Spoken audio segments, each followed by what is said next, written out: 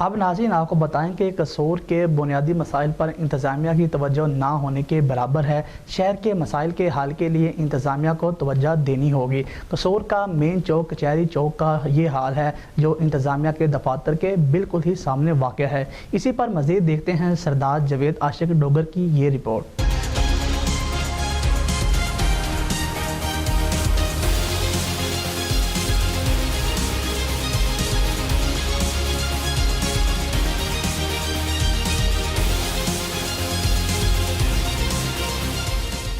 जैसा आपने देखा कि यहाँ पे जो जानवर लेकर लोग आते हैं वो पीछे बैठ जाते हैं और जानवरों को यहाँ छोड़ के पीछे से ही वो नज़ारा देखते हैं। आपने देखा मैंने खुद जानवरों को यहाँ से भगाया ताकि ये चिरागाह जो यानी कि जो मेन ग्रीन बेल्ट है इसकी खूबसूरती को चांद ग्रीन जो लगाने की कोशिश कर रहे हैं नहल लोग, उनको मैं ये मैसेज देना चाहता हूँ ये कसूर बेकसूर नहीं है, ये कसूर लावारिस कसूर नहीं है। ये कसूर के बचने वाले लोग अभी जाग रहे हैं, ये कसूर की हिफाजत करने वाले लोग यहाँ पे मौजूद हैं। जब तक ये लोग यहाँ पे जिंदा है तो इस कसूर को कोई भी लोग कसूर की खूबसूरती को मांद नहीं कर सकते। मगर क्या किया जा सके, बेहिस्सी देख ले दिल्ली इंतज़ामिया की कि ये करोड़ों रुपए की लागत से ये जो ग्रीन बेल्ट बनाया गया ताकि सिटी कसूर की खूबसूरती में इजाफा किया जा सके, मगर इसको बर्बाद होते हुए कोई नहीं देख सकता।